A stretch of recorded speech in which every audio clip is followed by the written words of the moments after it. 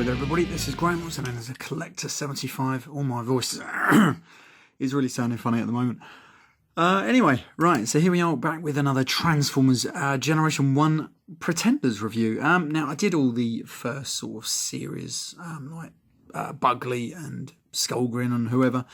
And so now I thought I'd move on to the next sort of lot. The next lot, I can't remember actually which came next. Was it the Pretender Beasts and everything like that? Or was it those the smaller Pretenders? I can never remember. But either way, I'm starting here with the Pretender Beasts. And we have a classic here, which is CARNIVAC. And I never owned him when I was a child. I really wanted him.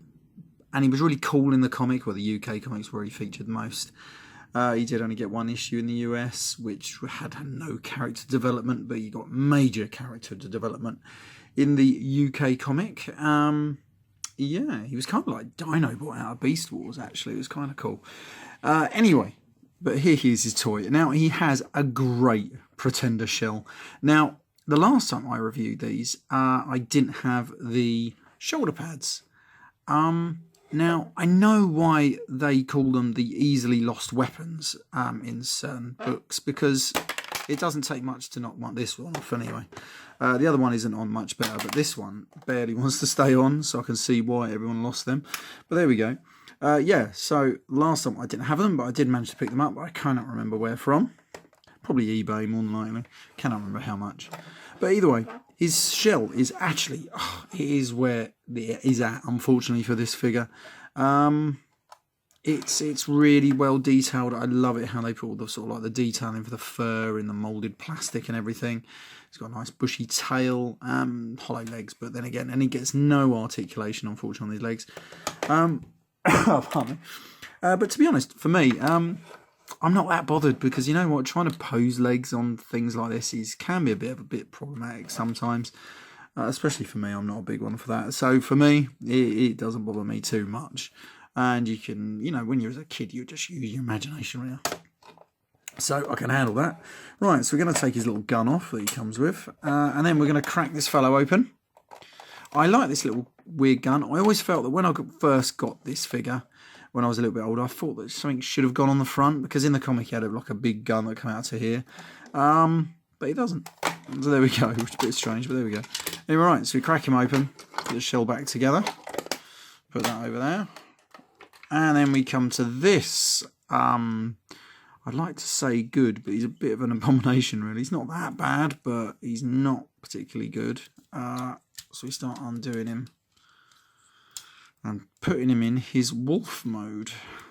And the proportions are a little strange. I know wolves have a really big front and really spindly back, but that just looks a bit crazy. And then you can put the gun on top, and he does have a little opening mouth. You can open it a little bit there, and you know, he's got a bit more articulation on the legs now and everything, so I can sort of get around it a bit more. He's not too bad.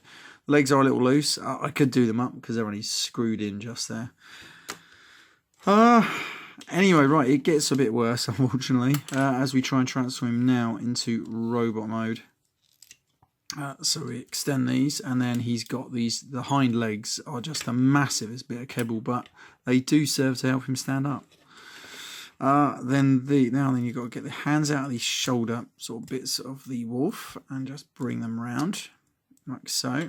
Then we go back to this position, and then we can rotate this around, and then these just rotate to there, and these hang off him. Yep.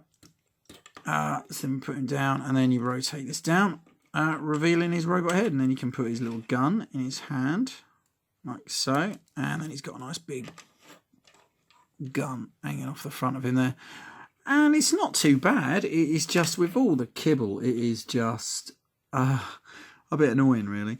But he isn't too bad. They could have done more by painting the hair, the eye visor or whatever, maybe even the teeth on here. You can give him like weird stilts. Don't know why. A bit weird. And he's not too bad. If you want my opinion, he's better than some of the earlier Pretender figures, because at least he's not all spindly and what have you. And he's got a bit of guts to him. But unfortunately, he does end up with a lot of kibble, because it can't go nowhere. And they weren't going to invest in the engineer, I suppose, to hide it properly and still get him in the shell. Still, there we go. Yeah, he's not bad. He's not bad at all, really. I know I always sound negative towards these figures, but do you know what? They were G1, and I loved them, even the really bad ones. But you know, they were bad by today's standards, and they were probably bad back when I was a kid. I didn't think much on them, but I can appreciate them. He is a little discoloured on the front there. You're not really going to pick that up too well. But there we go. That is CARNIVAC. Yeah, not a bad figure. But if you're going to display him, just put him in the shell. The shell is where it's at. Brilliant. I love the shell. Can't go wrong with that. Right, this has been Graham, the Collector 75. I'll see you next time. Probably doing Snarler, or maybe one of you.